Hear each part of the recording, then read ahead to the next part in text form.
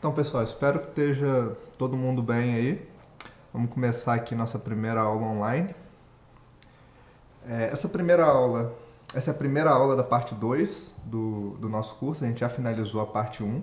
Parte 1 a gente falou da esfera celeste, a gente falou dos movimentos da Terra e da Lua, a gente falou do sistema solar, do Sol e dos exoplanetas. Nessa parte 2 que a gente começa hoje, a gente vai falar sobre a luz e as estrelas. A gente começa falando da luz porque tudo que a gente vai falar agora, dessa parte 2 e da parte 3, a gente vai falar das estrelas, das galáxias, da radiação cósmica de fundo. Praticamente toda a informação que a gente conhece desses assuntos, a gente conhece estudando a luz. Então, apesar de não ser um assunto diretamente relacionado com o estudo de um astro, isso é muito importante para o nosso curso porque é a partir das propriedades da luz que a gente vai conhecer todo o resto que a gente vai comentar ao longo do curso. Então tem essas duas aulas, aula 7 e aula 8, aula 7 que a gente começa agora, que é para falar exatamente sobre isso, sobre as propriedades da luz ou da radiação eletromagnética. Então, o conteúdo da aula de hoje, a gente vai falar da natureza da luz, ela é uma onda eletromagnética. A gente vai aproveitar e falar do efeito Doppler, que a gente já comentou na aula de exoplanetas. E vamos mostrar também que a luz, às vezes, ela se comporta como uma partícula.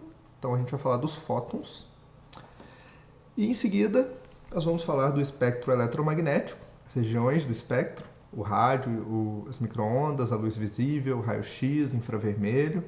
A gente vai definir um espectro contínuo. E eu vou mostrar para vocês o espectro do Sol, que é como se fosse um espectro contínuo, mas com algumas lacunas que são causadas pelas linhas de absorção. Falando nessas linhas de absorção, a gente vai falar das leis de Kirchhoff, que nos ajudam a entender de onde essas linhas surgem. Né? A gente vai falar das linhas de emissão de gases, o experimento que o Kirchhoff fez para entender as linhas de absorção e as leis que ele derivou a partir desses experimentos. Por fim, nós vamos falar do corpo negro, que é um corpo ideal, não necessariamente existe no universo, mas ele é uma boa aproximação para descrever, por exemplo, as estrelas. Então a gente vai definir o corpo negro, que é basicamente a descrição de como a energia se distribui no espectro da luz.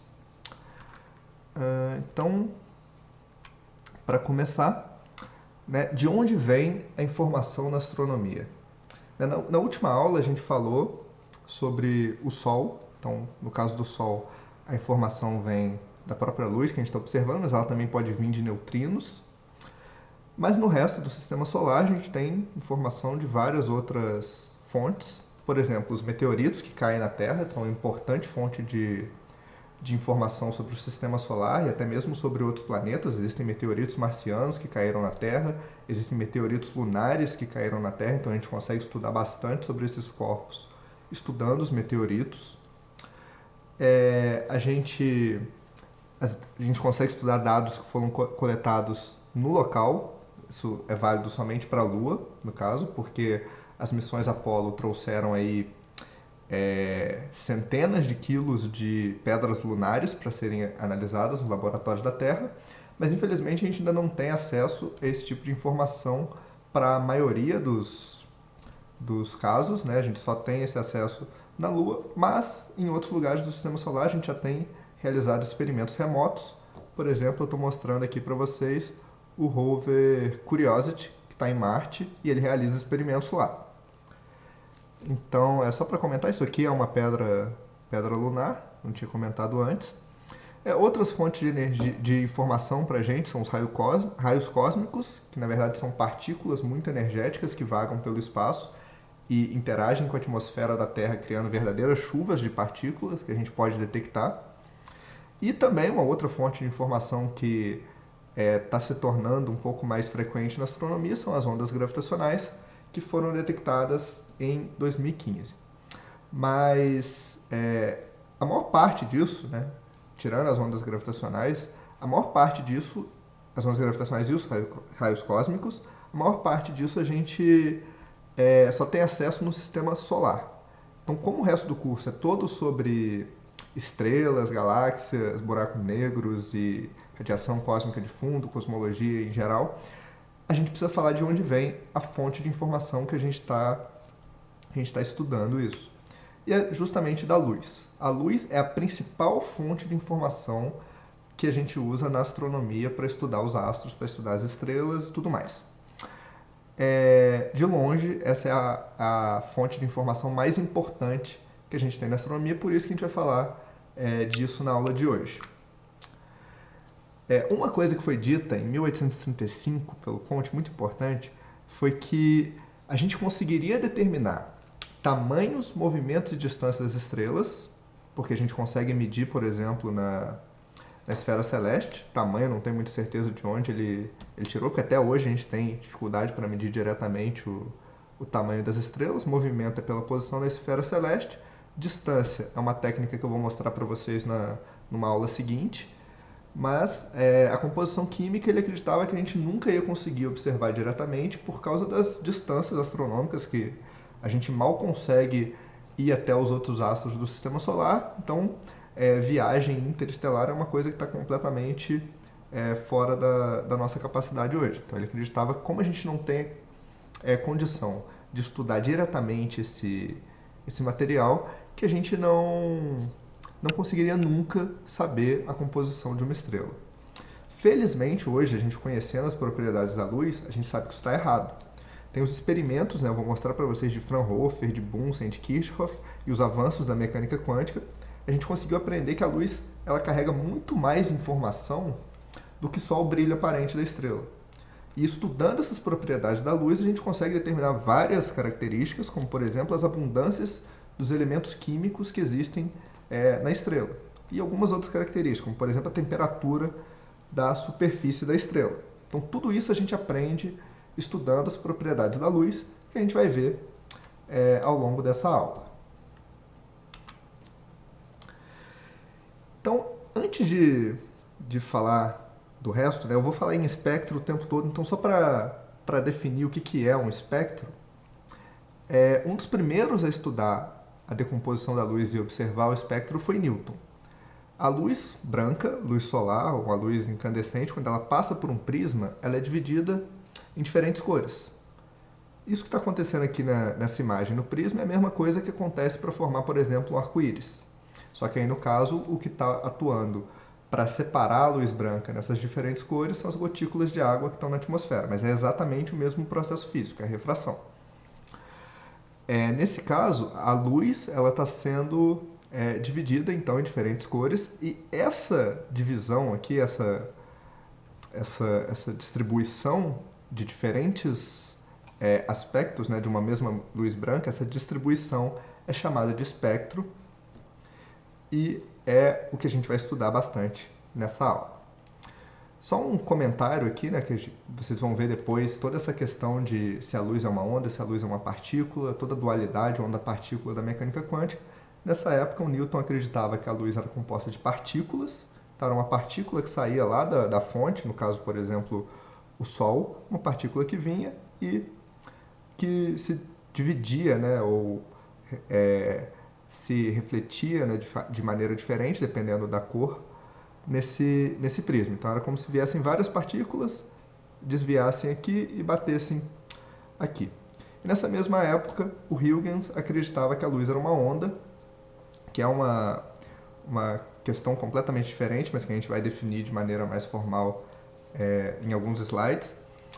Mas nessa época que os dois acreditavam nisso, eles não tinham como saber se a luz era uma onda ou se era uma partícula, basicamente porque eles não tinham a informação necessária para diferenciar as duas coisas. Os experimentos que permitiram a gente a entender se é uma onda ou se é uma partícula vieram bem depois, só que eu vou mostrar para vocês que a luz é tanto uma onda como uma partícula. Então isso é uma coisa bem complexa. Nenhum dos dois aí estava certo, nenhum dos dois estavam errados.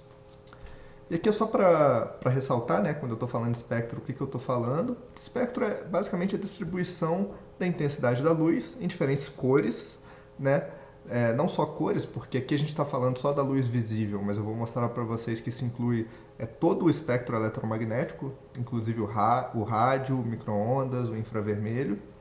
Mas quando a gente fala em luz visível, por exemplo, o espectro pode ser interpretado como a distribuição das cores. E o espectro é a distribuição da intensidade de cada cor. Então aqui é um gráfico para mostrar a intensidade, seria como se esse espectro fosse mais intenso aqui nesse verde amarelado, menos intenso no vermelho e no azul. Podia ser o contrário, podia ser o azul a parte mais intensa, né? Uma luz mais azulada, ou então podia ser o vermelho, a parte mais intensa. Essa linha, né, que descreve a intensidade em cada uma das cores é o que a gente chama de espectro. E quando a gente fala em espectro contínuo, a gente vai falar bastante nesse termo, é quando o espectro ele tem uma variação gradual, como que está acontecendo aqui. Ele está subindo, depois ele está descendo, mas não tem nenhuma quebra nesse espectro. Então a gente fala em espectro contínuo. Eu vou mostrar para vocês que o espectro que apresenta linhas, lacunas, é o que permite a gente a estudar a composição química das estrelas, por exemplo. Certo. E essa luz, ela, apesar de não saberem a natureza, né, se era uma onda, se era uma partícula, também tinha uma outra questão que era bastante levantada na época, é a velocidade da luz. Se ela se propaga com uma velocidade infinita ou se ela se propagava com uma velocidade finita.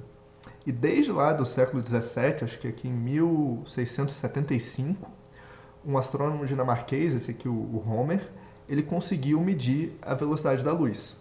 E ele fez isso observando um eclipse de uma lua de Júpiter. Então a gente lembra, né, o que é um eclipse? É quando o astro passa pela sombra do outro astro. Então, nesse caso, visto aqui da Terra, é quando o satélite de Júpiter passa pela sombra de Júpiter. Então é um eclipse. E conhecendo o período desse satélite em torno de Júpiter, a gente consegue prever, né, não só o período, mas toda a órbita desse satélite, né, todas as propriedades orbitais desse satélite em torno de Júpiter. Conhecendo isso, a gente consegue prever quando que o eclipse deve ocorrer. Isso, desde essa época, né, 1675, já era possível de fazer. E foi observado o seguinte: quando a Terra está mais perto de Júpiter, o eclipse ele acontece antes do que era previsto. Quando a Terra está mais longe de Júpiter, o eclipse acontecia depois do que era previsto. E o problema não estava na previsão do eclipse. O eclipse ele era bem previsto, o período do satélite era muito bem conhecido. Então ele atribuiu essa diferença que ele observava quando a Terra estava mais perto, quando a Terra estava mais longe, à velocidade da luz. Quando a Terra estava mais perto, a luz demorava menos para chegar até a Terra. Então o eclipse acontecia antes do que era previsto. Quando a Terra estava mais longe, essa luz ela demorava mais tempo para viajar, para chegar até a Terra, e o eclipse acontecia depois. Medindo essa diferença, ele conseguiu medir a velocidade da luz. O problema é que ele mediu aí uma diferença de 22 minutos, não é perfeita a medida, isso depois foi estudado muito melhor, a gente sabe que a diferença deveria ser de 16,7 minutos, e com essa diferença, mesmo ele não tendo medido exatamente o tempo necessário, né, mesmo ele não tendo medido isso com muita exatidão, já foi possível perceber que a luz ela não tinha uma velocidade infinita, ela se desloca com uma velocidade finita.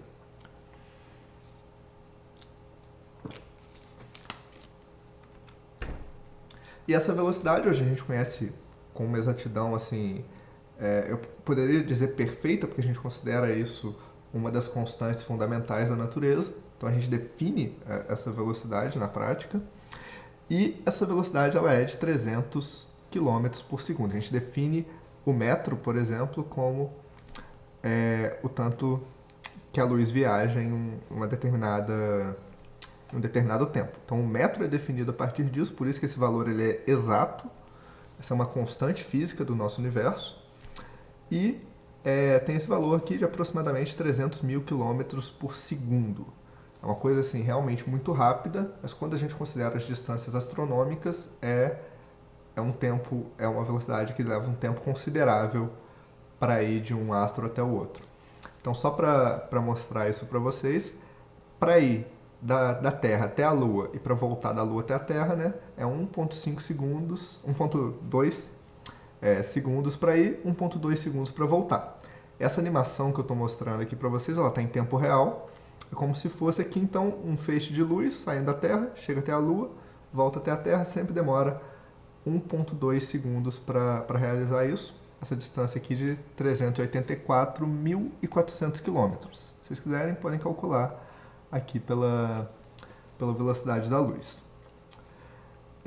Isso para a Lua, né? Quando a gente fala do Sol, a luz ela leva cerca de 500 segundos, que dá aí 8,3 minutos. Então eu mostrei para vocês na aula passada, né, a luz sendo gerada lá no interior do Sol, ela leva milhões de anos para chegar até a superfície. Tem toda ali a questão dela ser absorvida e reemitida em diferentes camadas no Sol, até chegar na superfície, mas quando ela chega na superfície para viajar até a Terra, ela demora 8,3 minutos. Então se o Sol apagar agora, a gente só vai ficar sabendo daqui 8,3 minutos. Quando a gente fala das outras estrelas, não sei se coloquei aqui, a distância é muito maior e a gente pode inclusive usar essa velocidade da luz para definir uma medida de distância, que é o ano-luz. O ano-luz é uma medida de distância, é importante destacar isso, apesar de ter aqui o nome ano, é uma medida de distância porque a gente usa ela a gente define ela como sendo a distância que a luz percorre em um ano no vácuo. É um conceito bem simples de entender, né? O tanto que a luz viajou no vácuo em um ano, mas isso é mais usado em materiais de divulgação científica, porque eu vou mostrar para vocês depois como a gente mede a distância das estrelas. Então, quando a gente realmente mede essa distância, ela não é muito... Essa medida do ano-luz ela não é muito útil. A gente mede em parsecs e na prática o que a gente faz quando a gente informa a distância ano-luz é converter de parsecs para ano-luz, mas isso vai ser assunto para uma outra aula. Então só para mostrar para vocês, né, aqui é quantos quilômetros corresponde um ano-luz, né? Então em um ano a gente tem 365,25 dias, 24 horas cada dia, 60 minutos cada hora, 60 segundos cada minuto. Então isso dá um total de 31.557.600 segundos por ano. Então, com uma velocidade de 299.792 km por segundo e essa quantidade de segundos no ano, um ano-luz corresponde a 9,46 trilhões de quilômetros. Já é uma distância que não faz o menor sentido a gente tentar imaginar, porque a gente não consegue imaginar, mas o ano-luz é muito útil para a gente falar essa distância das estrelas e tentar compreender essas distâncias, né? Então o Sol demora 8 minutos para a luz chegar até aqui, mas a estrela mais próxima da gente, visível a olho nu, que é a Alfa Centauro, ela está a 4,3 anos-luz de distância. Então o Sol é 8 minutos-luz de distância da gente, essa estrela é 4,3 anos-luz de distância, está muito mais longe. Sirius, que é a estrela mais brilhante do céu, está a 8,6 anos-luz. Então, quando a gente fala das estrelas que a gente vê a olho nu, não varia muito disso. São poucos anos-luz de distância. Mas quando a gente fala, por exemplo, de outras galáxias, a galáxia de Andrômeda, por exemplo, que das galáxias do tamanho da Via Láctea ou maiores é a que está mais próxima da gente, ela está a 2,5 milhões de anos-luz daqui. Então, é realmente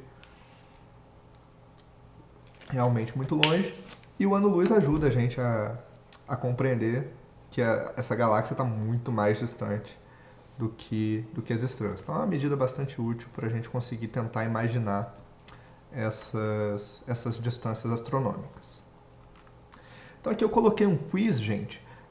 Eu sei que vocês vão estar cada um vendo a aula num momento diferente, mas eu vou deixar as apresentações abertas para vocês poderem responder, e vocês, por favor, respondam. E na próxima aula que eu for gravar, eu vou olhar as respostas de vocês e vou ver se eu preciso reexplicar algum conteúdo. Então, mesmo estando online, estando à distância, estando gravado, eu vou tentar manter essa ideia de usar o Mente para ver se algum conteúdo foi bem explicado ou não. E na hora que eu for gravar a aula seguinte, eu comento o resultado e explico de novo se for necessário. Então, por favor, respondam. Não é obrigatório, mas ajuda bastante a saber que vocês estão acompanhando e entendendo o conteúdo da aula. Certo. Então, essa aula, só para vocês terem uma ideia, eu coloquei acho que 4 quizzes desse, mas cada um dessa vez só tem uma pergunta para eu poder deixar aberto para vocês responderem. Então, ok, a gente falou um pouquinho aqui das propriedades da luz, mas o que é a luz, né? Qual que é a natureza da luz? A primeira coisa que a gente tem que se perguntar para a gente tentar entender o que é a luz. Deixa eu só checar se a gravação está funcionando normal, parece que sim. Então vamos continuar. Então a natureza da luz, o que é a luz? Então antes de mais nada, a gente sabe, né, a natureza da luz. A gente sabe hoje em dia que ela se comporta como uma onda, existem diversos experimentos que mostram isso. E até o século XIX, até quando foi feito um dos experimentos que fechou que a luz é uma onda, prevalecia a natureza corpuscular que o Newton defendia. Então a gente acreditava que a luz eram partículas, mas aí veio um experimento que realmente só era possível explicar se a luz se comportasse como uma onda. E é esse experimento que eu estou mostrando aqui para vocês. Tem uma fonte que está emitindo luz, e essa fonte, essa luz que está sendo emitida, ela está atravessando duas fendas.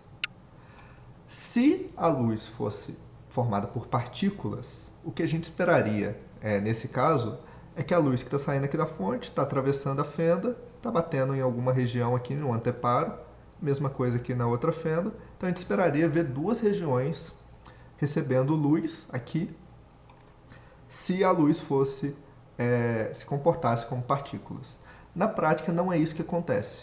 O que acontece, na verdade, é que a luz se comporta como uma onda. E as ondas, elas interagem construtivamente e destrutivamente. Então você imagina, sei lá, ondas na água. Imagina 2 pingos caindo na água, vai formar aquelas ondinhas radiais, né, saindo de onde o pingo caiu.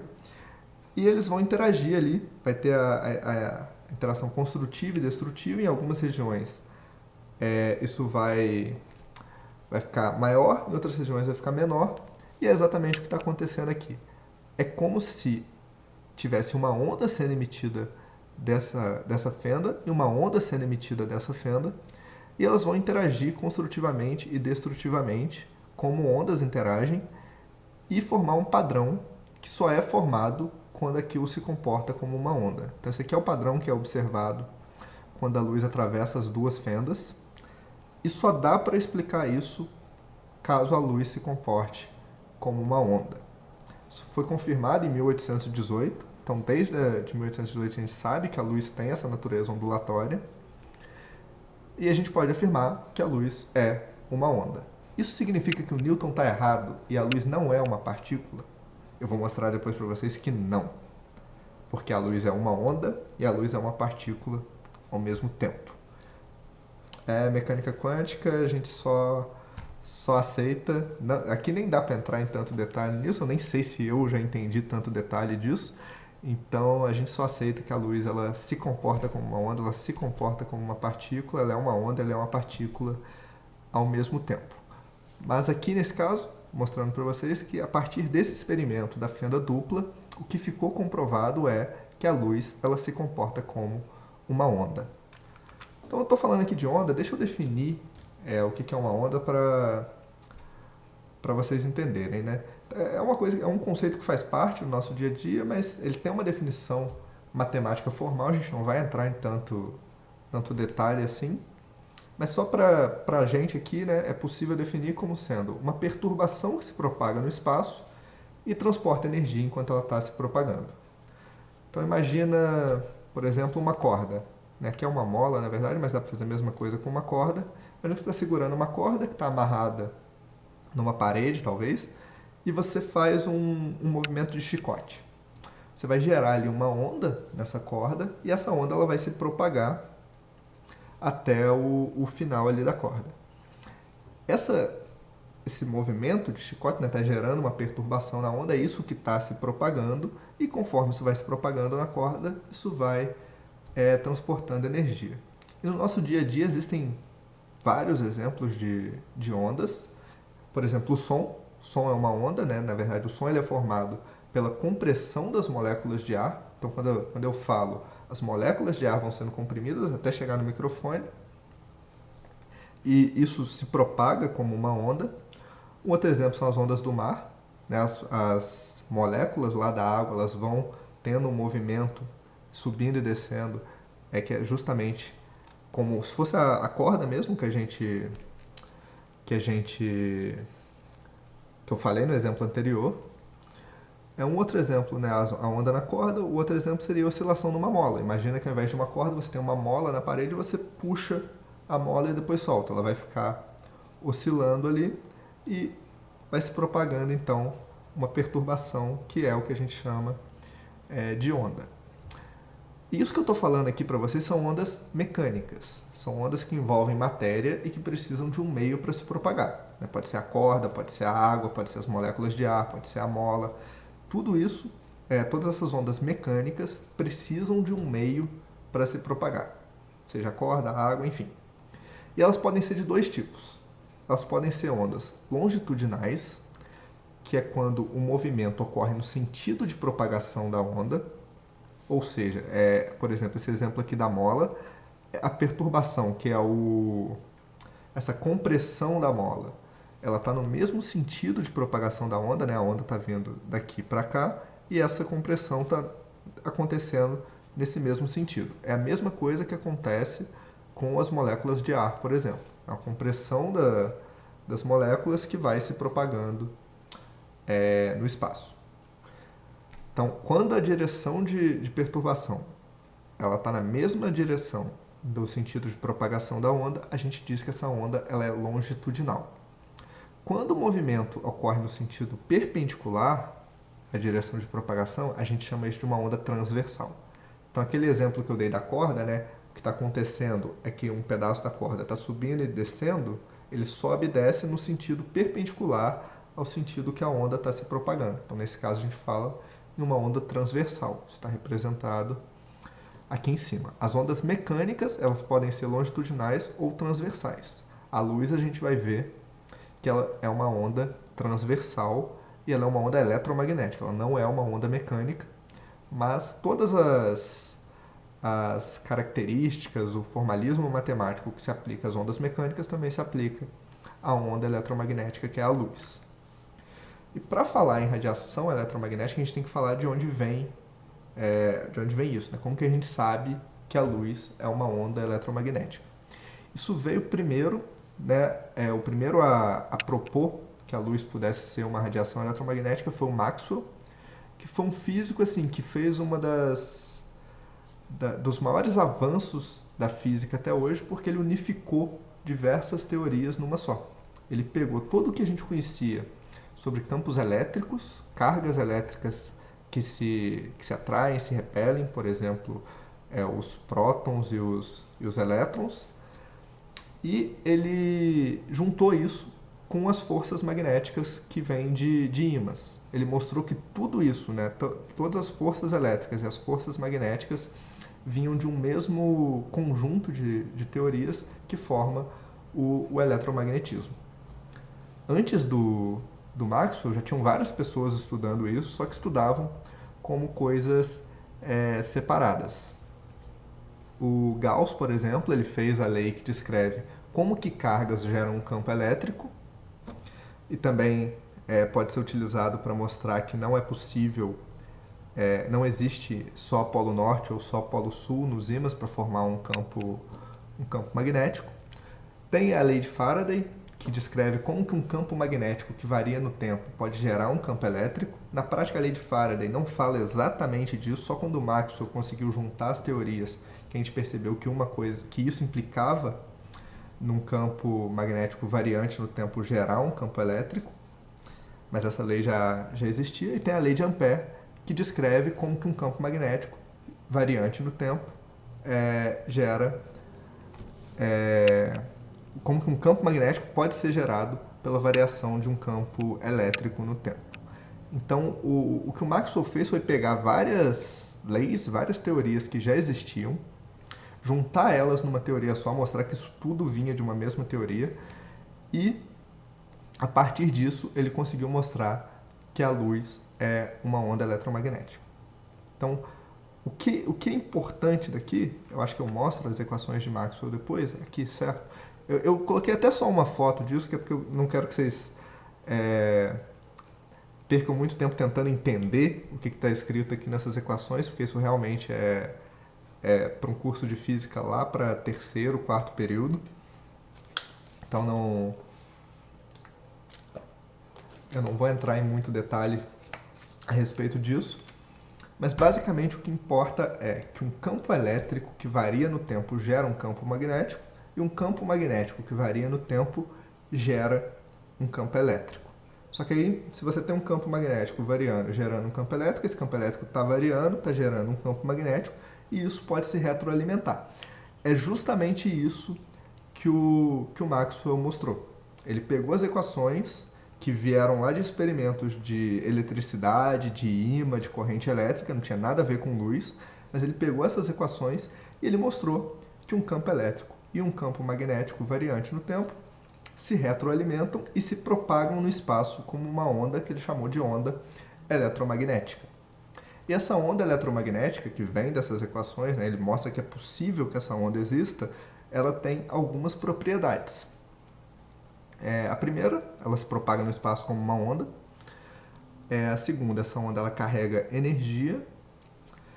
A terceira propriedade é que ela se propaga mesmo no vácuo, ela não precisa de matéria para se propagar. Então, isso vem das equações mesmo de Maxwell. Então, ela é diferente das ondas mecânicas. As ondas mecânicas precisam de um meio para se propagar. E uma outra coisa que ele conseguiu demonstrar só com as equações é que essa onda ela se propaga na velocidade da luz. Então, eu comentei, eu vou destacar isso. Essas equações elas não foram feitas pensando nada a ver com luz. Vieram de experimentos em laboratório para medir força entre cargas elétricas, para medir força de um ímã, para medir corrente elétrica, para medir coisas que a gente fazia no laboratório. E aí a gente chegou nessas equações através de alguns experimentos. A partir dessas equações que foram feitas em laboratório, com carga elétrica, ímã e etc., a gente consegue mostrar que esses campos elétricos e magnéticos que são previstos nessa teoria se propagam com uma velocidade igual à velocidade da luz, exatamente igual à velocidade da luz. Então, todas essas propriedades que são previstas para as ondas eletromagnéticas e que são as propriedades que a gente observa na luz, isso não é uma coincidência. A luz ela atende todas essas propriedades porque ela é também uma onda eletromagnética. Hoje a gente sabe as fontes, né, como descrever como que as fontes geram essas ondas eletromagnéticas, a gente sabe de fato que a luz é uma onda eletromagnética. Mas o primeiro a propor isso a partir do que ele fez aqui trabalhando com essas equações foi o Maxwell. Então, só para destacar, deixar bem claro, a luz é uma onda eletromagnética. E essas ondas elas são formadas por oscilação dos campos eletromagnéticos. Eu vou ter que fechar aqui e abrir de novo, porque não carregou a imagem, mas eu já vou voltar com isso.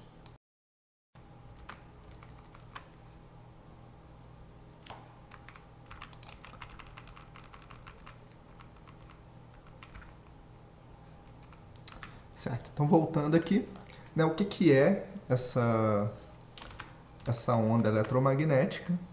É justamente essas variações de campo elétrico e campo magnético que são previstos pelas equações de Maxwell.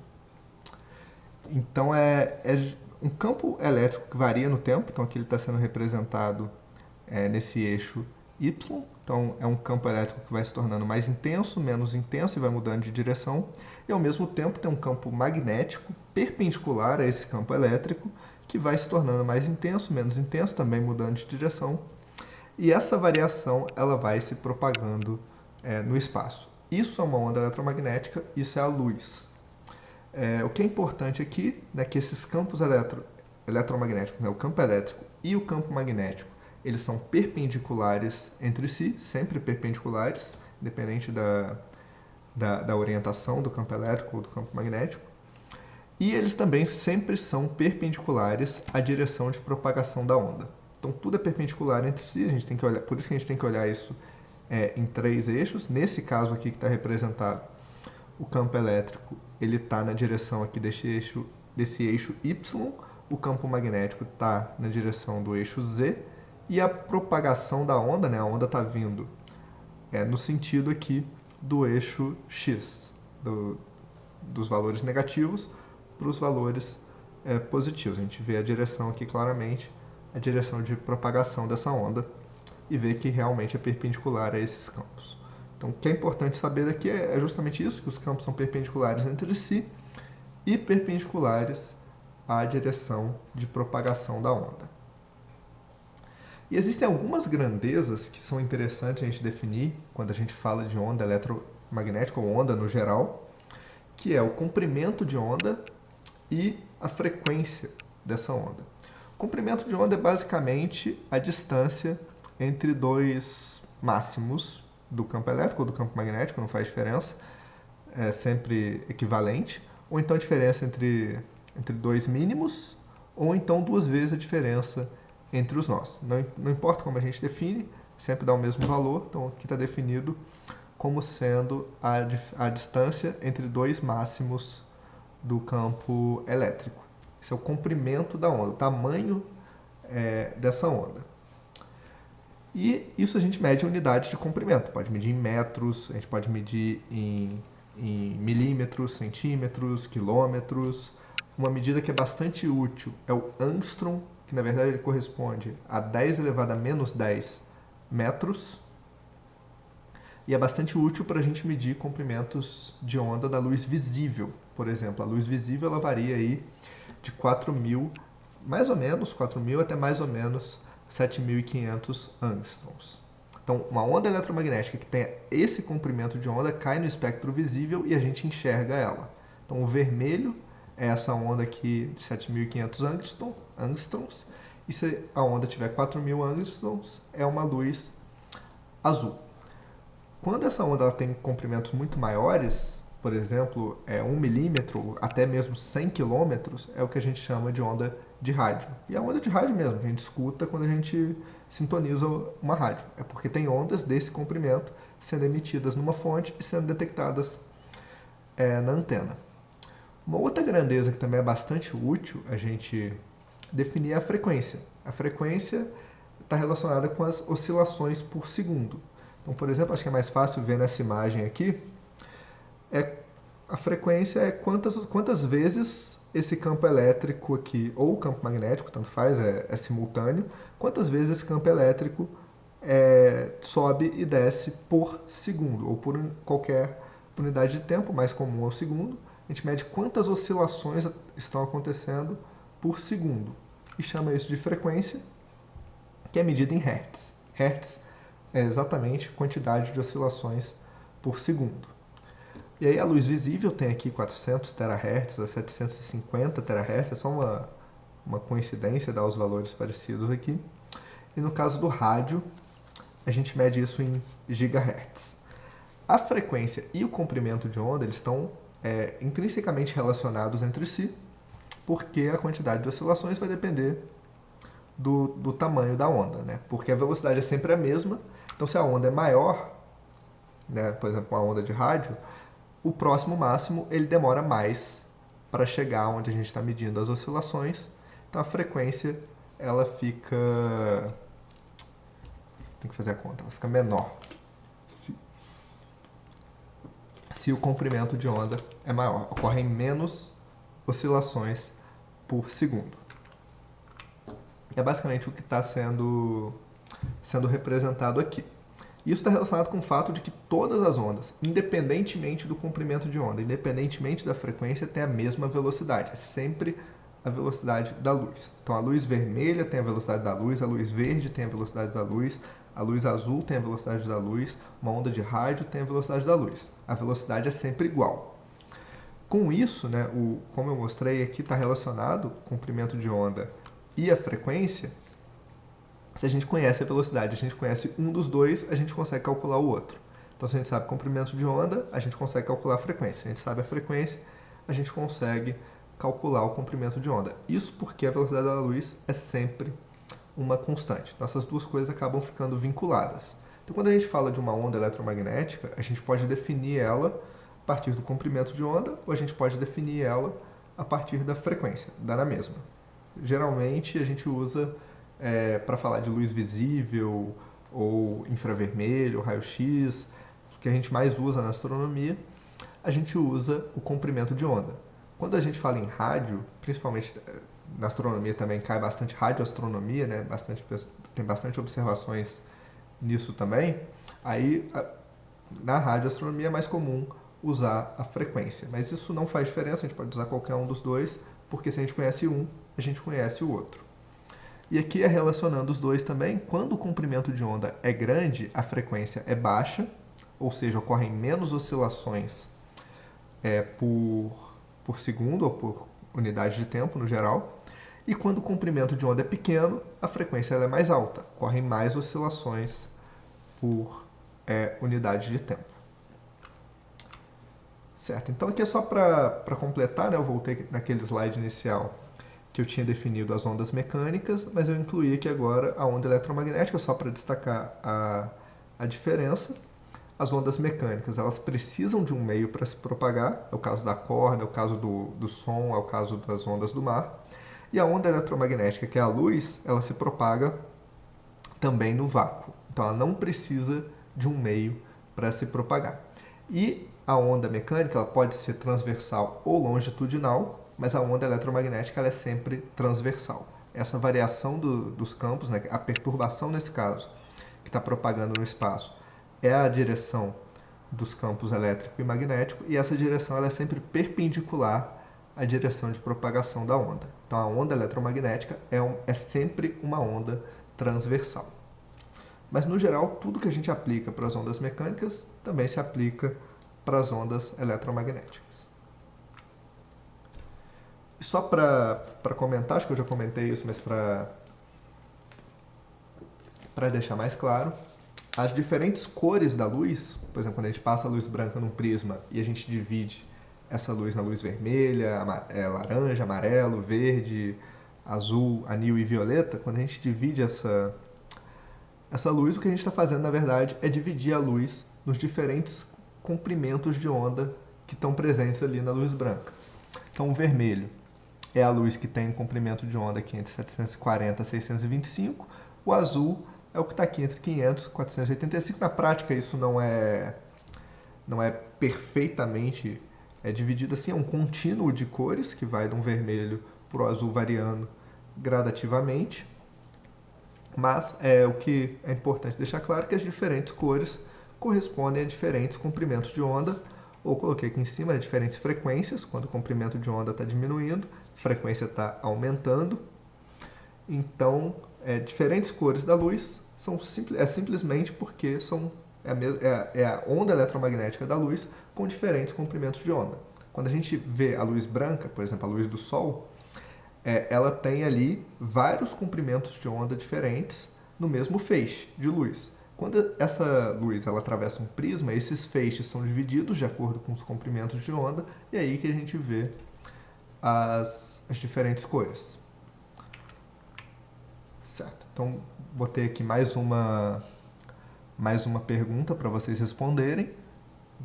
Vou olhar se vocês responderam para na próxima aula que eu for gravar, eu ver se vocês conseguiram entender bem essa parte. Basicamente tem a ver com as últimas coisas que eu falei.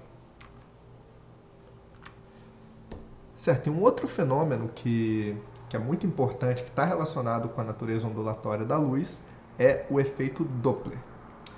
Esse efeito ele acontece não só na luz, ele acontece no som também. Vocês devem, inclusive, já ter percebido isso sem saber que é o efeito Doppler. Quando tem uma ambulância se aproximando da gente, depois se afastando, a gente percebe uma variação que o som, quando ela está se aproximando, é um som mais agudo, quando ela está se afastando, é um som mais grave. Isso acontece porque quando uma fonte que está gerando uma onda que a gente observa, no caso da ambulância seria uma onda de som, no caso de uma estrela é a luz. Quando essa fonte está em repouso, ela está emitindo uma onda com um determinado comprimento de onda. Se essa fonte está se aproximando da gente, a gente percebe esse comprimento de onda como se ele fosse menor. E quando essa fonte está se afastando da gente, a gente percebe esse comprimento de onda como se ele fosse maior. Então, quando a gente conhece, isso é muito importante na astronomia, porque quando a gente conhece o comprimento de onda que a gente esperaria para uma fonte e a gente observa um comprimento de onda diferente, a gente consegue saber se essa fonte está se aproximando ou se ela está se afastando da gente. E isso é um fenômeno que eu comentei, acho que 2 aulas atrás, quando a gente falou de exoplanetas, eu falei do método de detecção por velocidade radial. Esse método é justamente causado por esse fenômeno, pelo efeito Doppler que ocorre tanto em ondas mecânicas quanto em ondas eletromagnéticas. Dá para entender isso com as equações, eu acho que a gente não precisa entrar em detalhe a respeito disso, mas dá para entender isso de maneira bem simples com essa animação que eu estou mostrando aqui para vocês. Então existe uma fonte, essa fonte está se deslocando. Se ela tivesse parada, a onda que ela está emitindo teria um determinado comprimento de onda, mas quando ela está se aproximando de um observador, esse aqui na direita, por exemplo, a gente percebe que pelo movimento da fonte, ela está fazendo com que o comprimento de onda seja menor. E quando ela está se afastando, que é o que está representado aqui nesse observador à esquerda, a gente percebe que por causa do movimento da fonte, esse comprimento de onda ele é percebido como sendo um comprimento de onda maior. Então, o que é importante a gente saber do efeito Doppler é que ele permite a gente conhecer se uma fonte está se aproximando ou se afastando da gente, quando a gente tem ali uma referência para o comprimento de onda que a gente esperaria observar. Essa referência eu vou mostrar para vocês mais adiante, que são as linhas de absorção que a gente consegue observar num espectro. Então, como eu falei para vocês, a luz ela é uma onda, ela tem todas as propriedades de uma onda, ela se comporta como uma onda, mas ela também se comporta como uma partícula. E isso foi percebido com bastante clareza, de maneira indiscutível, no século XX, com 2 experimentos. Um deles é o experimento do efeito fotoelétrico de Einstein e o outro é o espalhamento Compton. O efeito fotoelétrico ele funciona assim. Imagina que tem luz incidindo sobre uma placa de metal. Nesse caso aqui é uma placa de potássio. Dependendo do comprimento de onda que você está incidindo aqui, se for uma luz vermelha, por exemplo, nenhum elétron é arrancado dessa placa. Mas se você troca o comprimento de onda, se você passa a partir de um certo valor, você começa a arrancar elétrons dessa placa. E o que foi observado pelo Einstein, por outros cientistas da época, na verdade o Einstein foi quem conseguiu explicar esse fenômeno, o que foi observado por eles é que a energia desse elétron que era arrancado, a velocidade dele, né, que é uma forma de medir a energia que ele tinha, depende da luz, da cor, né, do comprimento de onda. Eu vou falar aqui a cor porque fica mais fácil para a gente entender. Depende da cor que está sendo incidida, da cor da luz, mas não depende da intensidade. Então, se eu coloco aqui uma luz verde bem fraquinha, eu vou emitir os elétrons com uma determinada velocidade. Se eu coloco uma luz verde bem forte, os elétrons eles são emitidos exatamente com a mesma velocidade. Mudar a intensidade da luz não muda a energia dos elétrons que são arrancados. Mas mudar o comprimento de onda muda a energia dos elétrons que são arrancados. Se a gente pensa na luz só como uma onda, era impossível descrever esse fenômeno. O espalhamento Compton é um fenômeno um pouco mais simples de entender. É como se a luz batesse num elétron, ou num núcleo atômico, enfim, um elétron mais fácil de perceber. A luz bate e ela é desviada como se ela fosse uma bola de sinuca. É como se fosse uma partícula batendo em outra partícula. É outra coisa que não dá para explicar se a luz tivesse um comportamento apenas ondulatório. Então, esses 2 experimentos, eles mostraram que a luz precisa se comportar como uma partícula para a gente conseguir explicar o que a gente está vendo. Então, na prática, aqui, o que está acontecendo?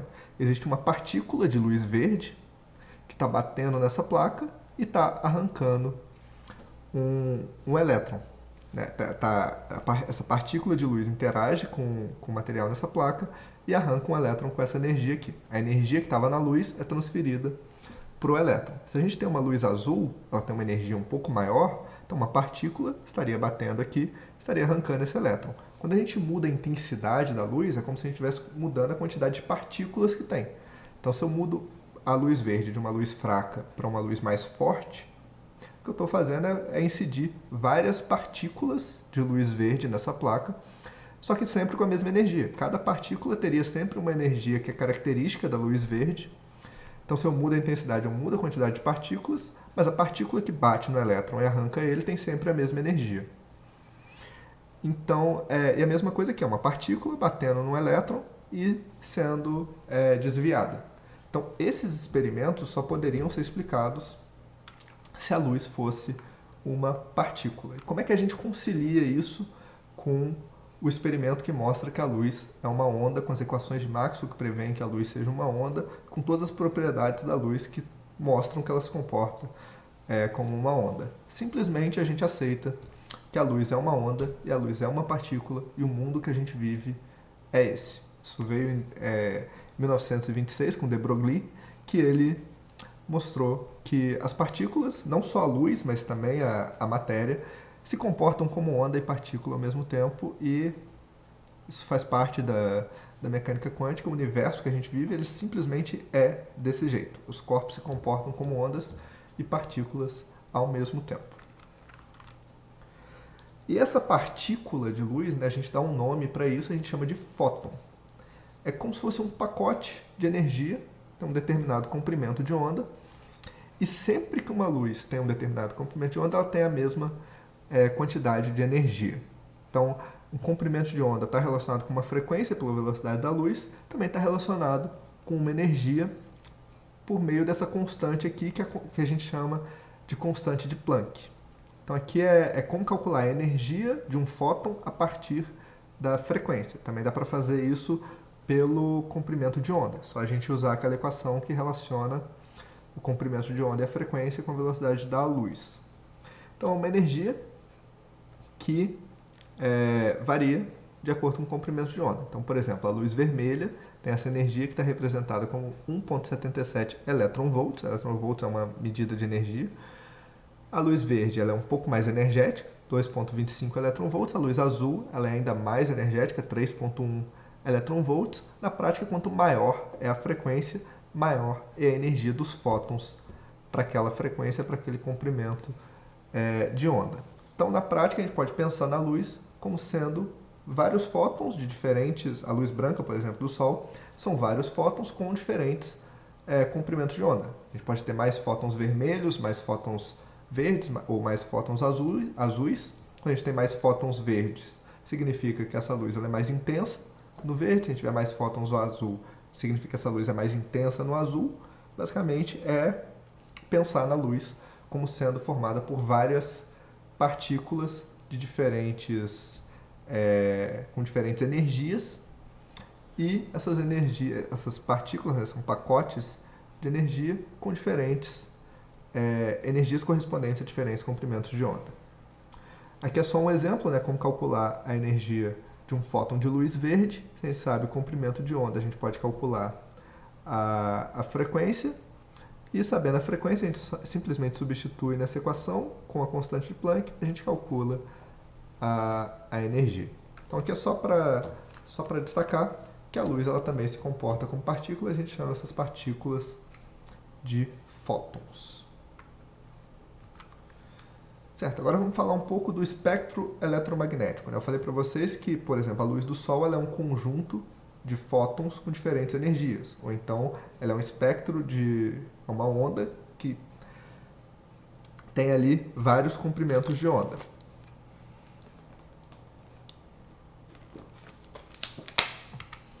E na prática, esse espectro ele pode ter uma variação enorme de comprimentos de onda, enorme de frequência. Isso aqui mostra uma comparação dos comprimentos de onda com coisas que têm esse comprimento parecido, para vocês verem que realmente as ondas variam de comprimento em escalas enormes. Então, as ondas de rádio, por exemplo, elas podem ser do tamanho de uma cidade, pode ter 1 km, 10 km, 100 km, tamanho de um campo de futebol. Até o tamanho de uma pessoa a gente ainda chama de onda de rádio. A gente pode ter as micro-ondas,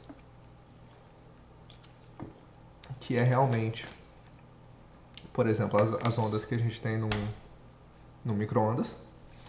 O infravermelho, que é aqui do tamanho de moléculas, tamanho de bactérias, por exemplo, de células. É a luz que está um pouquinho maior ali do que o vermelho, a gente não consegue ver com o nosso olho. A luz visível, ela tem um tamanho aqui entre as moléculas, entre uma molécula de DNA e as bactérias. Quando é menor do que a luz visível, a gente chama de ultravioleta. Menor ainda do que isso, do tamanho de moléculas, a gente chama de raio-x. E aqui, lembrando que conforme a gente vai diminuindo o tamanho, a gente vai aumentando a frequência e aumentando a energia carregada pelos fótons que tem esse comprimento de onda. Aqui no tamanho das moléculas, do tamanho de uma molécula até o tamanho de um átomo, a gente tem o que a gente chama de raio-x, que é o tipo de radiação que é usado para fazer os raios-x. E quando a gente fala dos menores comprimentos de onda, que são as maiores frequências, maiores energias, a gente fala dos raios gama, e aí a gente já está falando em ondas do tamanho do núcleo de um átomo. Então são ondas realmente pequenas.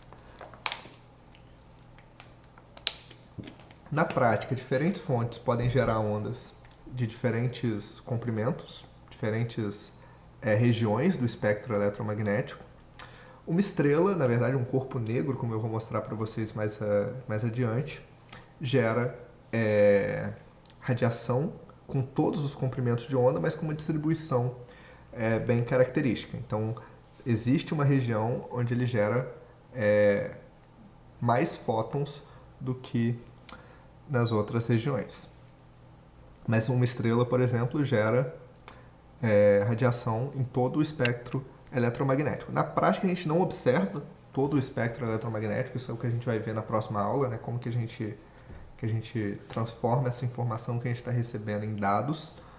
Na prática, a gente não consegue observar tudo, mas diferentes instrumentos conseguem detectar a luz que está sendo recebida em diferentes regiões do espectro eletromagnético, e cada região tem alguma coisa a dizer sobre aquele objeto que a gente está estudando. Então é importante a gente ter em mente que existe todo um espectro eletromagnético, não só a luz visível, e que todo esse espectro contém informação que é útil para a gente quando a gente quer entender a natureza de um astro, por exemplo.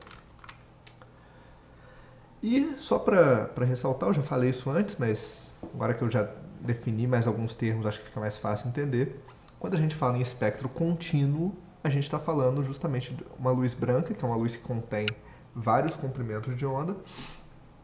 Quando ela atravessa um prisma, ela é dividida no que a gente chama de espectro contínuo. Então é como se fosse uma luz que contém todos esses comprimentos de onda, mas quando a gente passa num prisma, a gente divide esses comprimentos de onda e consegue ver eles distintos. A gente consegue medir a intensidade da luz vermelha, a intensidade da luz amarela, a intensidade da luz verde, a intensidade da luz azul, e a gente também consegue medir outras coisas que são as linhas de absorção. Nesse caso, no espectro contínuo, ele é um espectro que varia gradualmente a intensidade do vermelho para o azul, ou pode ser micro-ondas, infravermelho, enfim. Mas quando a gente tem uma variação que é gradativa, que não tem nenhuma quebra, a gente chama de espectro contínuo. O espectro do Sol, por exemplo, ele não é contínuo.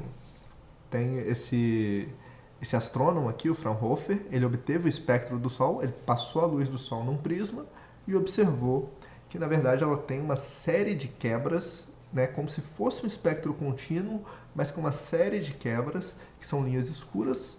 E essas linhas escuras, o Fraunhofer ele não sabia a origem delas, mas sempre que ele passava a luz do Sol num prisma, independente do momento, independente do material que ele usava para dividir a luz, ele sempre observava essas linhas na mesma região do espectro e ele começou a catalogar. Ele chamou linha A, linha B, linha C, D, as linhas mais fortes, e umas mais fracas ele usou letras minúsculas, mas ele catalogou aí uma série de linhas, e essa nomenclatura que ele usou para catalogar, a gente usa isso até hoje, Só que ele só catalogou, ele não sabia a natureza disso, ele simplesmente estava observando e marcando para ver, marcando as linhas que ele observava para tentar fazer experimentos, para tentar entender qual era a origem disso. Isso aqui é um espectro com uma baixa resolução. Hoje, quando a gente olha o espectro do Sol, o que a gente vê na verdade é isso aqui. Então, tem uma série de linhas. Isso aqui, para vocês entenderem, é como se fosse aqui indo do vermelho para o azul, só que é uma faixa aqui que a gente tem que ligar numa faixa aqui embaixo, que a gente tem que ligar na outra faixa aqui embaixo, como se fosse realmente uma linha grandona que foi quebrada em vários pedaços justamente para colocar e caber aqui na imagem. Mas isso aqui é contínuo daqui até o azul. E o Sol tem várias dessas linhas, essas linhas escuras, que na verdade eu vou mostrar para vocês. Isso é o sinal, né, uma assinatura de elementos químicos que estão ali na atmosfera do Sol. Então o Conte lá, 1800 e pouco, tinha falado que a gente nunca ia conseguir entender a composição química de uma estrela. Na verdade ele estava errado. A gente consegue entender a composição química de uma estrela conhecendo muito bem as propriedades da luz e estudando essas linhas. Então aqui eu deixei mais uma pergunta para vocês. Vocês responderem, deixa eu ver se ainda está gravando normal. Ok. Parece que sim. Então fica aí mais uma pergunta, acho que só tem mais uma depois dessa. Vamos ver se eu falei tudo. Acho que sim. Então, próximo passo agora, as leis de Kirchhoff, não sei exatamente como fala, é justamente sobre essas linhas escuras, mas na verdade ele começou observando linhas brilhantes, linhas claras, ele não estava olhando o espectro do Sol. O Bunsen, que inventou o bico de Bunsen, que é bastante utilizado na química em laboratórios, no geral, e o Kirchhoff, eles perceberam que quando você coloca um elemento químico numa chama incolor e passa essa luz através de um prisma, o que você vê é meio que o contrário do que a gente via ali no espectro do Sol. Você vê linhas brilhantes e você só vê essas linhas brilhantes. E uma coisa muito importante que o Kirchhoff percebeu foi que essas linhas brilhantes, elas não dependem da temperatura da chama, ela não depende da quantidade do elemento que você coloca, mas ela muda quando você muda o elemento. Então, o hidrogênio ele tem linhas características em uma determinada região, a quantidade de linhas e aonde essas linhas aparecem é característica do hidrogênio, o sódio é a mesma coisa, o hélio é a mesma coisa. Então, cada elemento que ele ia testando apresentava linhas diferentes. Ou seja, os elementos eles produzem assinaturas no espectro da luz que eles emitem. E isso é extremamente importante na astronomia porque é assim que a gente consegue determinar a composição química das estrelas. Mas para chegar nisso, né, a primeira coisa é entender como que essas linhas estão relacionadas com aquelas linhas escuras que o Fraunhofer via no espectro do Sol. Então o que o Kirchhoff fez? Ele fez um experimento para tentar mostrar que essas linhas claras que ele via, na verdade, preenchiam aquelas lacunas que o Fraunhofer observava no espectro do Sol. Então o que ele fez? Quando ele tem o gás, né, de um elemento queimando numa chama incolor, e ele passa isso num prisma, ele via as linhas de emissão desse gás, que eram características do elemento químico que está presente no gás. Isso não depende da temperatura da chama, não depende da quantidade do elemento que você coloca, depende só do elemento químico que está aqui. E aí ele via essas linhas de emissão. Quando o Fraunhofer via o espectro do Sol, ele via linhas de absorção. E aí o Kirchhoff estava convencido de que essas linhas elas tinham relação. Então o que ele fez foi passar o Sol pelo prisma e a chama do elemento químico pelo prisma também, esperando que essas linhas fossem preenchidas. Não foi o que ele observou. Mas as linhas estavam exatamente na mesma posição. A linha que era emitida pelo gás, pela chama desse gás, a linha que aparecia como emissão estava na mesma posição da linha que aparecia como absorção. Mas quando ele passava as duas fontes de luz pelo prisma, achando que as linhas de emissão iam preencher as lacunas que ele observava no Sol, não foi o que aconteceu. As lacunas elas ficaram ainda mais escuras do que ele observava quando ele via só o Sol. Um pouco complicado de entender, mas o Kirchhoff ele conseguiu entender exatamente o que estava acontecendo ali e, ao mesmo tempo, entender como é a composição, a estrutura do Sol. O que ele interpretou foi o seguinte: ele tem uma fonte quente atravessando um gás de um determinado elemento. Quando você tem uma fonte quente atravessando esse gás que está mais frio, o que você observa então são as lacunas na região onde esse gás emite quando ele está isolado. Então, se ele tem uma fonte quente, ele testou isso com o Sol, depois ele testou isso com um sólido incandescente, e ele percebeu que acontecia a mesma coisa, tanto quando ele fazia com o Sol, quando ele fazia com um sólido incandescente mais quente do que a chama, ele percebia que se formavam essas linhas escuras. Então ele conseguiu entender, descrever por que aparecem essas linhas escuras no Sol. O Sol, falei para vocês na última aula, ele tem um núcleo muito mais quente, onde está sendo gerada a luz, e essa luz do interior do Sol está atravessando a atmosfera, e essa atmosfera está mais fria. Então o Kirchhoff ele conseguiu interpretar esse experimento que ele fez como para explicar as linhas que eram observadas no Sol, interpretando da seguinte maneira: é um interior mais quente, que é a fonte, né, a fonte de luz desse interior, que está atravessando uma camada mais fria, e é o que acontecia aqui no caso da chama, está formando essas linhas de emissão, de absorção.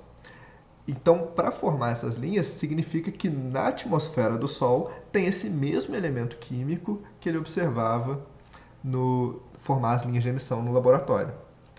Ou seja, além de descrever em parte a estrutura do Sol, tem que ter um interior mais quente e uma atmosfera mais fria, ele conseguiu descrever como que a gente pode fazer para a gente estudar os elementos químicos que estão presentes no Sol. E cada elemento químico tem uma assinatura diferente. Então, identificando as linhas, deixa eu voltar aqui alguns slides, identificando em laboratório aonde ficam as linhas de emissão de cada elemento químico, a gente pode tentar, né, e muitas vezes isso é feito com bastante sucesso, comparar, por exemplo, essa linha, qual é o elemento químico que emite ou absorve luz naquele determinado comprimento de onda. E no espectro do Sol, quando a gente está vendo aqui, existem várias linhas, existem vários elementos químicos na atmosfera do Sol, e pela intensidade dessas linhas a gente consegue inclusive determinar a abundância desse elemento químico. Então a gente consegue falar não só quais são os elementos químicos que estão presentes na atmosfera do Sol, mas qual é também a abundância desses elementos químicos que estão presentes ali. Tá, e aí o Kirchhoff, ele pegou tudo isso que ele aprendeu nesses experimentos dele e ele formulou 3 leis para descrever os tipos de espectro que a gente pode observar. Então, quando a gente tem uma fonte quente, está aqui um corpo negro, que eu vou explicar para vocês em seguida o que é. Quando a gente tem uma fonte quente, ela emite radiação em todos os comprimentos de onda, que quando a gente divide através de um prisma, a gente observa um espectro contínuo. Então, seria o caso de observar, por exemplo, uma lâmpada incandescente. Nesse caso, a gente observaria, então, um espectro contínuo. Quando essa luz dessa fonte atravessa um gás, e esse gás está mais frio o que acontece é que se formam linhas de absorção. Características desse gás. Então, se for um gás diferente, vai formar linhas de absorção diferentes, independente aí da temperatura desse gás, independente da quantidade desse gás. O que muda não é a posição das linhas. Pode mudar, se você muda a quantidade de gás, você pode mudar a intensidade das linhas. Mas as linhas aparecem no mesmo lugar. Se você muda o gás, aí as linhas aparecem em lugares diferentes, porque elas são características de cada elemento químico. Isso quando você observa a luz da fonte através do gás, a gente observa as linhas de absorção. Quando a gente observa o gás, a gente vê as linhas de emissão. Na próxima aula eu vou explicar para vocês de onde vem isso, né? Por que se formam essas linhas de absorção, essas linhas de emissão. Está relacionado com a natureza atômica da matéria, como são os átomos, os níveis de energia que os elétrons podem ocupar. Mas uma forma de entender o que está acontecendo aqui é que a luz que está chegando no gás, nesses comprimentos de onda que ficam com lacunas, ela é absorvida nesse gás e ela é emitida em todas as direções. Então, quando a gente observa a fonte através do gás, é como se o gás estivesse roubando luz só nessas lacunas e emitindo em outras direções.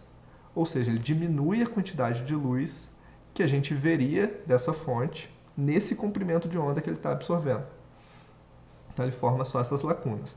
E como ele está absorvendo esse comprimento de onda, está absorvendo a luz nesses comprimentos de onda e emitindo em outras direções, quando a gente olha só o gás, sem olhar a fonte através do gás, parte da luz que ele está absorvendo da fonte, ele está emitindo nessa direção. Então, a gente vê essa luz que ele está emitindo, que fica exatamente na mesma posição da luz que ele está absorvendo, está relacionado com os níveis de energia dos elétrons, eu vou mostrar na outra aula. Mas justamente é como se ele estivesse roubando luz nesses comprimentos de onda e emitindo em outras direções. E aí o Kirchhoff formulou essas três leis. A primeira, corpo opaco quente, emite um espectro contínuo. É esse caso aqui. Olhar, por exemplo, uma lâmpada incandescente, a lava do vulcão, o núcleo de uma estrela.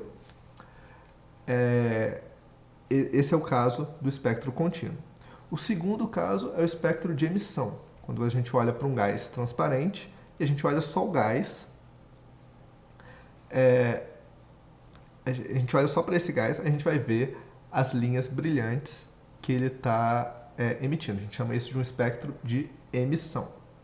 Quando a gente olha para uma fonte quente através de um gás, a gente está vendo o que está acontecendo é aquilo que eu expliquei, parte da luz está sendo roubada, né, dessa fonte quente, mas ela é roubada só em comprimentos de onda característicos. Então, o que aparece são essas linhas escuras que a gente chama de linhas de absorção. Então, esse é um espectro de absorção. Esses são os três casos que podem existir. E é justamente esse caso aqui que está acontecendo no Sol e nas demais estrelas. A gente tem um interior mais quente, que é a fonte, atravessando um gás mais frio, que é a atmosfera dessa estrela, a atmosfera do Sol. E as linhas que estão formando dependem, então, dos elementos químicos que estão presentes ali nessa atmosfera. Então, observando o espectro das estrelas, que são espectros de absorção, a gente consegue conhecer a composição química das estrelas. Então, essa é uma das principais fontes de informação que a gente tem para entender uma estrela, mas não é a única, né? A intensidade da luz que a estrela emite em cada comprimento de onda também é muito importante para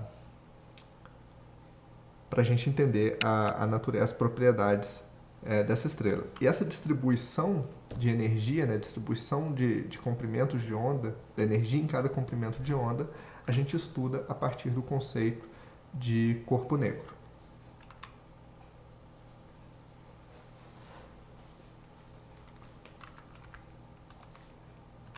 Ih, travou.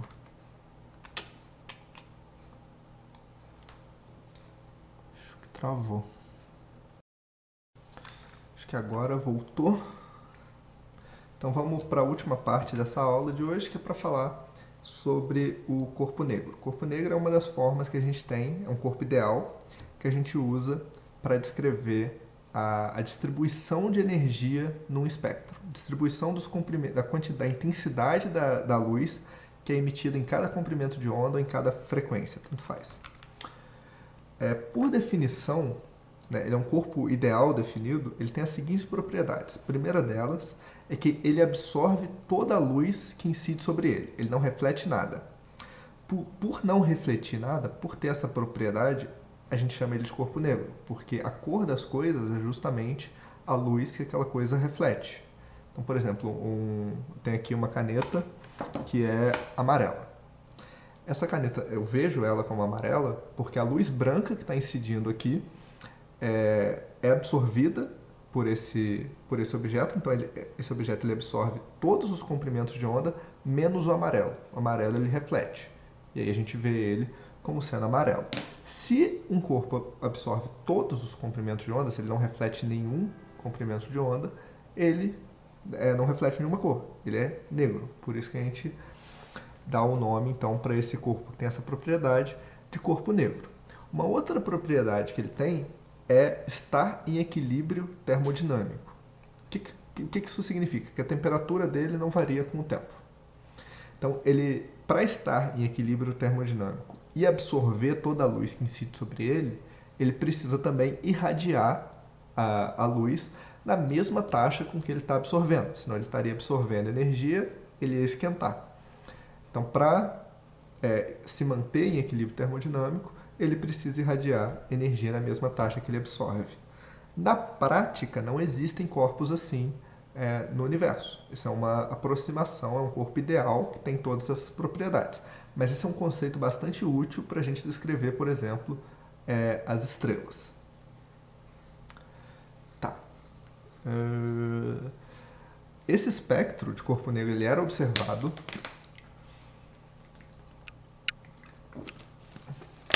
mas com objetos que se aproximam, não existe um corpo que tem todas as propriedades, mas a gente consegue construir em laboratório alguns casos que se aproximam muito dessas propriedades e a gente conseguia medir o espectro, né, a distribuição de intensidade dos comprimentos de onda. A gente via que isso variava com a temperatura, mas quando a gente tentava prever esse espectro, né, aplicar essas propriedades com as equações da termodinâmica e prever o espectro que a gente devia observar, a previsão ela não batia de forma nenhuma com o que era observado. O que era observado são essas linhas aqui, variando com a temperatura, isso é importante, mas a teoria ela não conseguia explicar. Ela previa que a intensidade ia aumentando com a frequência de maneira infinita, sempre aumentando, mas o que a gente observava na prática é que essa intensidade ela vai aumentando até um certo valor, chega nesse valor máximo, ela diminui. Mas no século XIX, até o século XIX era impossível, usando a teoria da termodinâmica, prever esse tipo de comportamento. Foi só no ano de 1900, quando o Planck aplicou o conceito de pacote de energia, o conceito de fóton, que foi possível usar as equações da termodinâmica para descrever a radiação de um corpo negro. Essa radiação, a gente costuma falar dela em termos de intensidade. A intensidade ela é definida como sendo a quantidade, basicamente, se a intensidade é maior, a energia é maior. Só que a intensidade ela contém alguns conceitos a mais, ela é a energia que é emitida por frequência ou por comprimento de onda, então a gente chama isso de intensidade específica. Monocromática vem de ser de uma cor só, comprimento de onda só, uma frequência só, mas isso na prática não se aplica só à luz visível, só às cores. Isso se aplica do rádio ao raio gama. Mas, então é a energia que é emitida por unidade de frequência ou comprimento de onda, por unidade de tempo, então é uma taxa de energia que está sendo considerada aqui, energia por unidade de tempo, por unidade de área, por unidade de ângulo sólido. Isso aqui está relacionado com a direção. Isso aqui está relacionado com o tamanho do objeto. Por unidade de ângulo sólido é só pela definição mesmo formal de intensidade. No caso do corpo negro, a energia ela é emitida isotropicamente, ela é emitida na mesma intensidade em todas as direções. Então, a equação que descreve aqui a intensidade do corpo negro não tem nenhum termo que está relacionado com a direção, mas tem termos que estão relacionados com a frequência ou comprimento de onda, dá para fazer a substituição aqui, e tem um termo que está relacionado com a temperatura do corpo. Então, se a gente olha aqui essa equação, o que é importante é que H é uma constante, C é uma constante, K é uma constante, E aqui é simplesmente o exponencial. Então, essa função aqui ela depende só do comprimento de onda ou da frequência, que no caso está sendo representada a frequência. Então, depende só disso e da temperatura. Ou seja, a intensidade varia aqui está em comprimento de onda, então essa intensidade ela varia com o comprimento de onda, só que se você muda a temperatura do corpo, você também varia essa distribuição. Então ela varia tanto com o comprimento de onda quanto com a temperatura. O que é importante também destacar é que aqui é meio que o contrário das linhas de emissão. As linhas de emissão não dependem, a posição das linhas de emissão não depende da temperatura do gás que está emitindo, mas depende da composição do gás. No caso do corpo negro, não, é o contrário. O corpo negro, essa distribuição de intensidade depende da temperatura, mas não depende da composição química. Então, um corpo negro que for formado de hidrogênio, um corpo negro que for formado de carbono, um corpo negro que for formado de hélio, emitem sempre a mesma distribuição de energia. Só muda se a gente muda a temperatura. Então, se a gente muda a temperatura, é só olhar aqui a equação, ver que depende da temperatura, não tem nada aqui que depende da composição química do corpo, depende só da frequência que a gente quer calcular a intensidade e da temperatura que esse corpo se encontra. Ok, então varia com a temperatura, mas varia como, né? Se a gente aumenta a temperatura, a gente aumenta a intensidade em todos os comprimentos de onda. Então aqui, por exemplo, a gente tem um corpo a 3.000 Kelvin e um corpo aqui a 10.000 Kelvin.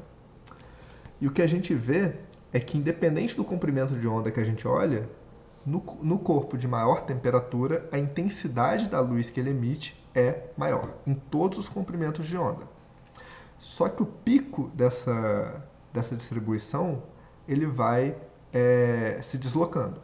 Então, se a gente considera corpos cada vez mais quentes, o pico da emissão vai se deslocando para comprimentos de onda cada vez menores, ou então frequências cada vez maiores, ou energias cada vez maiores. Então, um corpo que está mais frio, o pico da emissão dele são fótons de energia mais baixa do que os fótons do pico de emissão de um corpo muito mais quente. Então, isso é importante também. E por que isso é importante, né? Aqui não sei se dá para representar bem.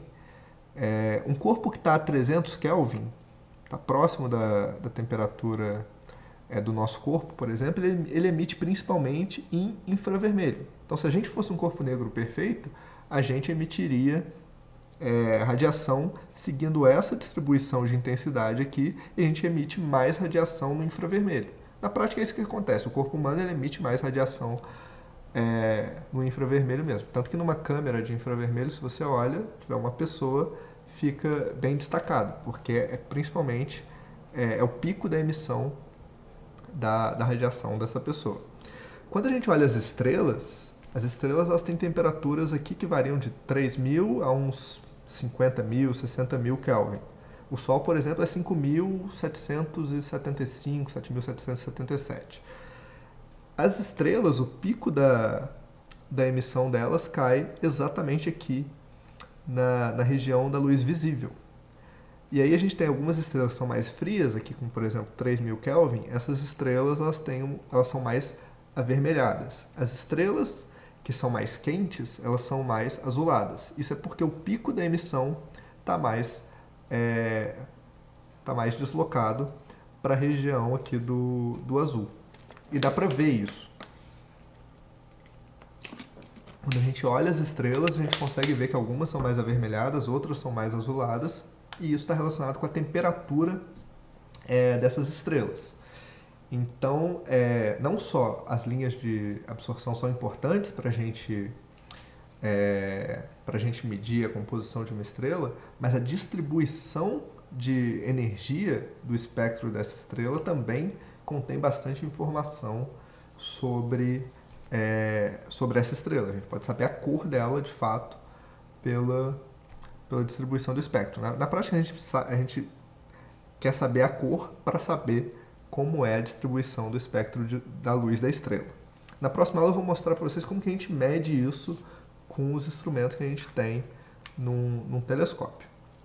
E aqui é só para destacar que essa questão do deslocamento, né, do pico de acordo com a temperatura, isso já era conhecido empiricamente antes mesmo do Planck conseguir descrever o espectro de corpo negro. Não sei se eu comentei isso, mas só para comentar, né, essa equação que descreve a distribuição de energia que é emitida por um corpo negro, ela é chamada de lei de Planck, justamente porque foi o Planck que derivou essa equação a partir das leis da termodinâmica e do conceito de fóton, da luz ser distribuída em pacotes de energia. Então, antes mesmo disso, antes mesmo dele derivar isso, conhecendo essa distribuição medida no laboratório, o Wien conseguiu encontrar uma lei empírica que foi conhecida como lei do deslocamento de Wien, que prevê justamente esse pico de emissão em função da temperatura. E o que isso significa? Isso significa, por exemplo, que se a gente sabe o pico de emissão de uma estrela, se a gente mede o espectro de uma estrela e a gente vê aonde que é mais que a emissão, aonde está concentrando mais energia, né, qual o comprimento de onda que emite, qual comprimento de onda que concentra a maior parte da energia que está sendo emitida por essa estrela. Se a gente acha esse pico de emissão, a gente consegue calcular a temperatura dessa estrela, temperatura no caso da superfície, né, da parte que a gente está vendo da estrela, a temperatura da fotosfera, mas a gente consegue determinar isso a partir dessa lei, que é chamada de lei de deslocamento de Wien. Então, ok, aqui a gente consegue determinar a temperatura. Outra coisa que a gente consegue determinar, e a gente consegue determinar a partir da temperatura, é a energia total que está sendo emitida por esse corpo negro, ou por essa estrela, ou enfim. Então, isso aqui, né, o fluxo, a intensidade, é a energia que está sendo emitida para cada comprimento de onda. A potência, né, a energia total que é emitida, é a soma disso tudo. É a gente pegar a energia que está sendo emitida nesse comprimento de onda, nesse comprimento de onda, nesse comprimento de onda, e assim por diante, e somar toda essa energia para a gente saber qual é a quantidade total de energia que essa estrela, que esse corpo negro está emitindo. E isso a gente chama de fluxo. Energia total emitida por unidade de área e por unidade de tempo. Aqui já não depende da direção igual à intensidade, porque a gente considera a energia, a gente soma a energia que está sendo emitida em todas as direções, mas ela continua sendo por unidade de área e por unidade de tempo.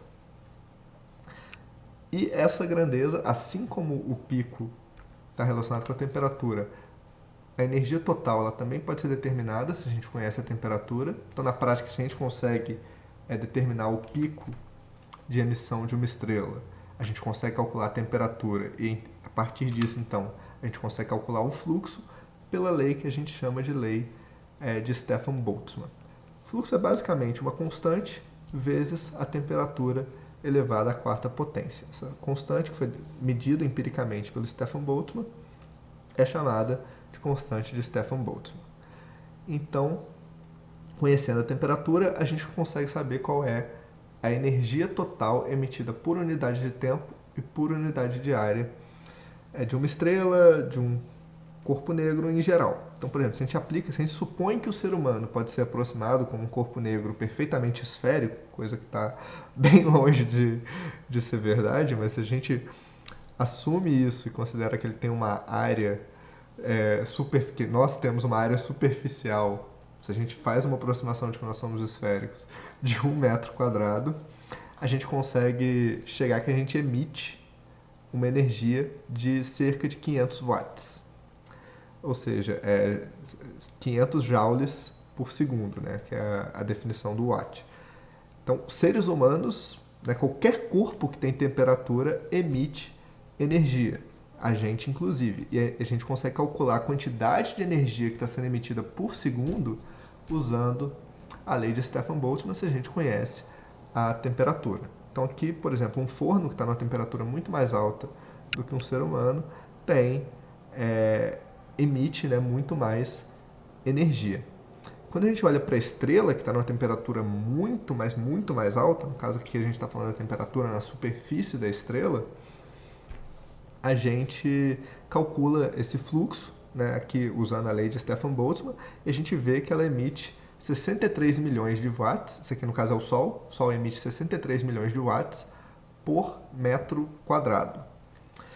Ou seja, cada metro quadrado do Sol, da superfície do Sol, emite essa quantidade de energia. Se a gente quer saber a quantidade de energia que o Sol emite como um todo, né, qual é a energia total emitida pelo Sol, a gente precisa saber qual é a área da superfície do Sol. E a gente sabe o raio do Sol. Eu mostrei para vocês que isso é conhecido. Então, sabendo o tamanho do Sol, a gente consegue medir a quantidade total de energia que ele emite. E aí dá esse valor aqui. Isso aqui é considerando que o Sol é um corpo negro e simplesmente usando a temperatura que a gente mede para a superfície dele. Esse valor fica muito próximo, no caso do Sol, né, a gente não consegue fazer isso com as outras estrelas, mas no caso do Sol, a gente consegue medir diretamente a quantidade de energia que está chegando até a Terra, porque a gente sabe exatamente a distância do Sol até a Terra. A gente consegue fazer isso com as outras estrelas, mas a gente tem muita mais incerteza na medida da distância. No caso do Sol é quase uma medida absoluta.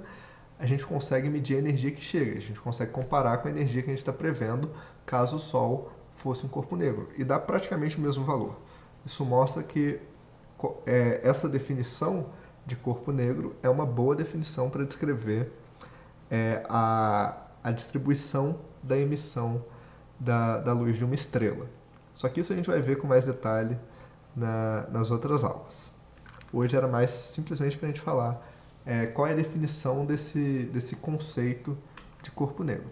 Basicamente, a distribuição da energia nos diferentes comprimentos, a distribuição da energia que esse corpo está emitindo nos diferentes comprimentos de onda, nas diferentes frequências. Então tem aqui uma última pergunta para ver se vocês pegaram bem essa parte de leis de Kirchhoff de corpo negro. E para a aula de hoje era só isso, né? Tem bastante conteúdo, bastante termos aí que a gente definiu. Se ficou qualquer dúvida, por favor, me mandem e-mail. Deixa eu tirar as dúvidas de vocês. Eu posso responder por e-mail, ou se eu perceber que é uma dúvida de várias pessoas, eu posso deixar para responder na próxima aula que eu vou gravar. Mas não deixem acumular as dúvidas. Eu já vou começar a preparar a próxima lista, que vai conter esse conteúdo e o início do conteúdo das estrelas. Então não deixem acumular, me mandem as dúvidas e vejo vocês na próxima aula. Tchau, tchau, gente!